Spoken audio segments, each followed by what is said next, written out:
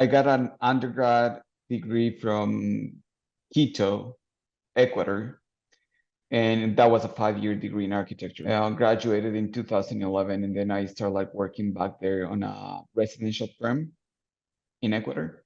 It was really nice. Worked for 5 to 6 years with them, and it was really interesting experience. Like then I always had like pending on my list to go for my master's degree and start like applying and looking for schools here in the States. Applied to 5 of them and got into 4 of them. Of those 4, like Georgia Tech was my best bet for sure by far. So it got like really interesting and finally ended up like coming to Atlanta in 2016 and graduated from my master's degree in 2018. Michael Gamble, who was the graduate program director at that moment, he offered me a TA position, and I said like, yeah, why not? Let's do it for a semester. So nice.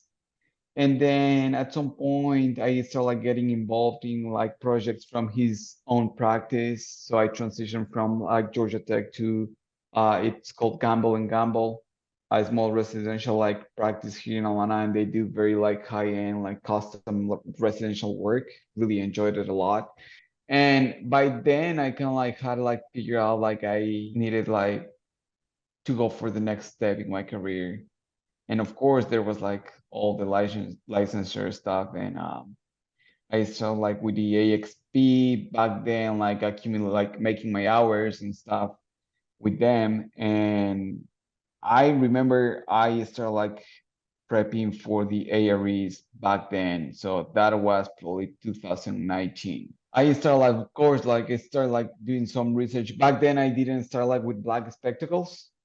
I did it on my own, like the material that was available at the firm, like books and couple like resources they owned and stuff like that. But um, at some point, right before COVID, I decided to switch jobs. I got an offer like here at Blur Workshop. They really encourage everybody here to get licensed, Oh, and they do a good push for that. So that's where I started like actually like pushing hard after a couple of years. And when I joined, I already had passed PCM and PGM. And actually, now that I take a look back, those are the exams that like took for me the most, like literally the most, those two. And I feel like I failed both of them like 2 times each. And probably PCM I failed 3 times. And so COVID happened. It's been like I didn't study for that year since nobody was testing, no centers were open. Somebody here at the firm said, like, you know what? Black Spectacle seems to be a great resource for like many firms. Let's get it. And we got it. So I used to like back then, like really studying really hard for CE because that was the one that I had left when I joined the firm. And even though I used black spectacles, I failed CE back then. And I'm like, damn, got bombed. Um, and then I stopped studying for a little while. I got like pretty busy at work, like getting used to the new firm, like it was last year that I finally said like, okay, I'm gonna like have to get this out of the way because it's really like I need to get it done. Last year, I started like studying. I said like I'm gonna move into the more technical stuff. So I got into PDD and PPD. I studied for both of them like beginning of last year. And I clearly remember studying like so hard for probably 4 to 5 months. And I took PPD, failed that one. 2 months after, took PDD and failed that one. oh man. And long story short, I think that I wasn't like in the right headspace at the moment. Took a month break till I figured like things where I wanted to be. Like it was like really frustrating. So probably I just needed like to be like a little easier on myself and like get time to settle and calm. Um, and then I don't know what happened, but it's not like I feel like okay, I felt those two like there's some overlapping knowledge with PA. I'm gonna go with PA. Got on PA, and actually black spectacles helped me a lot with PA. I really my strategy back then I said like I have to like do something with my study strategy. Probably it's not being like the right one. So what I did is I like really studied like would take every single weekend a practice test that I felt like was the most useful thing. So I would do one practice test, we'll study for the entire weekend and review the practice test, and then reinforce with like some other knowledge from books and stuff, and like some other additional questions, do the flashcards. The videos, I like them, but I did the videos while I was at work, like working when I had time to listen, because I think I found like more value into like the quizzes and the exams. That's where I need to put 100% of my attention to this thing. And then the rest of the videos, like I can be listening in and pick up like here and there, like one or other things.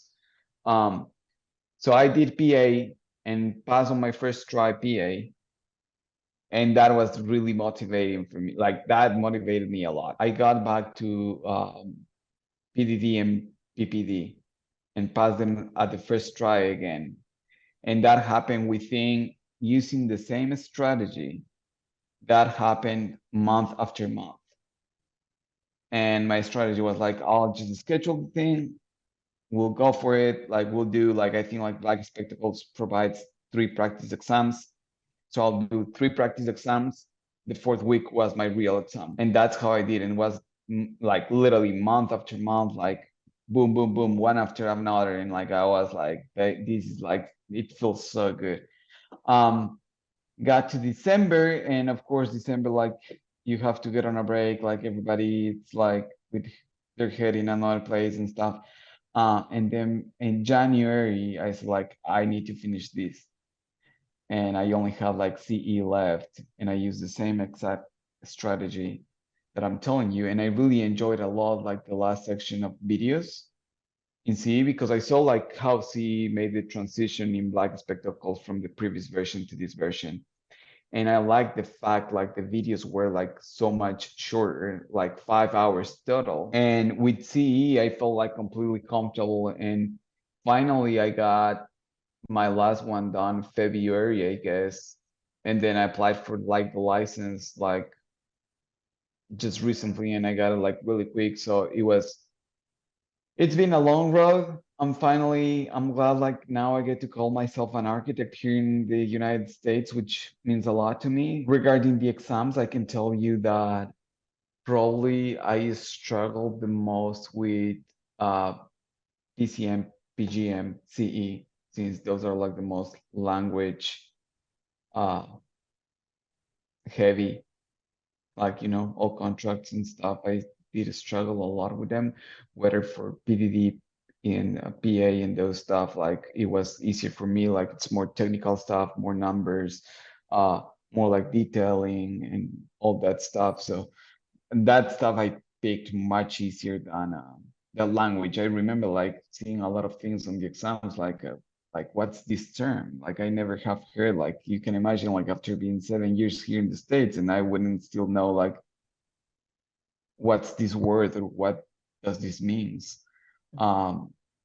And I really like the fact, one thing that really helped me, and I completely proved like by taking many exams, is that I applied at the NCARB stuff for what's called the accommodations. So since I'm not a like native English speaker, like I got like 20% extra time on each of the exams. And I can tell you that from PA, PDD, PPD, and CE, I use every single second of the time. Like I finished the exam within like 5 seconds, even though like I've speak English for that many years, I'm still like a slower pace reader. And that's a fact. So that was one of my areas of uh that represent like a biggest struggle. You talked about, getting tripped up and not passing the test a couple times. I know that's a painful experience. So I guess, I mean, hearing your story, you sound like you must have incredible resilience and persistence, and a very positive, optimistic mindset to get through. So many people get tripped up right there. They fail one time and they're out. and you failed multiple times and you still stuck with it. What was your trick? How did you actually like get through that? That's super hard. I clearly remember the first couple times being so discouraging, and I said like just to myself, this is what I really want in life, and um, it meant a lot to me to like finally call myself an architect. Like it took me long, but last couple times that I fell, I was in a point in my life where I said like just get it done. Um, it helped me a lot to do it on a faster pace, just schedule the thing, keep going. And I feel like no matter like if I'm gonna fail like 10 more times, I'll take a test every month, be dedicated to it, and we'll keep going. That helped like kind of like switching my mindset to okay, if I fail, I fail, I learn. And here at the firm, I see also like how that happens. Some people here like who like they are like testing and they like I cannot believe like they are like so smart like and they have failed like 4 or 5 times. I saw the like the positive of like getting licensed, like like it's just stepping up your career in your life and that's it. You mentioned that licensure, becoming a licensed architect, being able to say you're a licensed architect in the United States. You said it meant a lot to you. Could you expand on that? I remember like back then in Ecuador, like I also like did really well at school. And for me to be called like, yeah, he's if not the best, one of the best students meant a lot to me. And yeah, I got a point where like, okay, well, I graduated, I work at a nice firm in Ecuador and stuff. So for me being able to say like with all my colleagues back there, like, yeah, I got a license in the United States means it gives me a lot of status and also in South America as well, like to look for a job, like like it gives you more credibility and more value as a professional. And here, like I can see doesn't happen in the States as to that extent, but it definitely like at least like in this firm, like we're 50 people, but it definitely has gave me more value, more credibility. Like people, I can see, I don't want to like say it, but I'll say it. I can see how like um, how leadership here at my office now, like they give you, they value, not even value you more, like they respect you more. They're like, okay, now I trust you. You can do buildings, and I'm like, heck yeah, I can do buildings. Like, and it's kind of silly because like with experience, you can like get to that point, but just having the credentials and say like, I passed the exams. That gives them a lot, like for them to say, okay, like I respect that person. Tell me the story of like you figuring out that you were actually licensed, and like what did you do? Who did you tell? Tell me that story. When I failed last year, the first PTD and PTD, I was like in a like I wasn't on a good headspace in my personal life. I got like beginning of last year, like I got broken up with my ex-girlfriend. I was like, and then I met somebody and started like dating that person. And that person somehow like really motivated me a lot. I gotta like, since I was like trying to not also prove, like I was trying to prove to myself, but I also was trying to like, like show off that I can do the thing. And my head definitely like dating this person, even like she's not like in the States, it like for some reason it put me on the right headspace for me to test. And there were like little things, like for example, if you want me to tell you, like I clearly remember when I was like testing for PA, and we weren't like even like a serious thing by then. But right before the test, she like sent a text and she's like, "Hey, can you open the door of your place?" Because one of the other things, I test all of them. I test at home. All the tests I did at home, I didn't want to go to the center. Like it really gives me like all the screening process and that stuff is just like gets me so nervous. It's terrible. So she goes like, "Hey, open the door," and she sends a coffee, like a cup of coffee, and it was like a little gesture that said like keep going, like motivate yourself, like you can do it. And that really helped.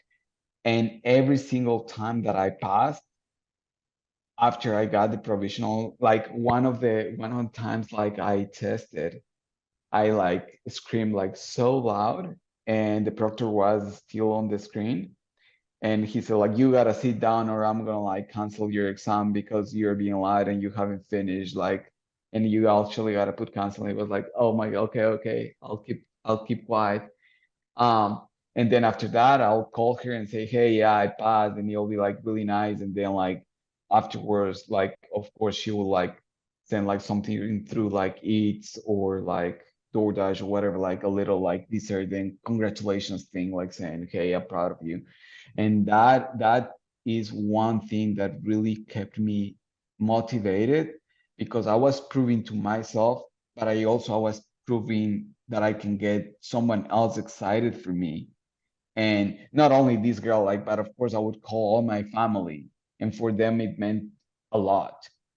So I would immediately go to the chat, to the family chat, like 50 family members, and say, hey guys, I'm I passed, or I'm finally an architect, and everybody like got so excited. And even here, like um at the office, it was really nice. They made like little things, like like featuring on an Instagram post to yourself, and little kind of like things. So that was really nice. Tell me about that family chat, man.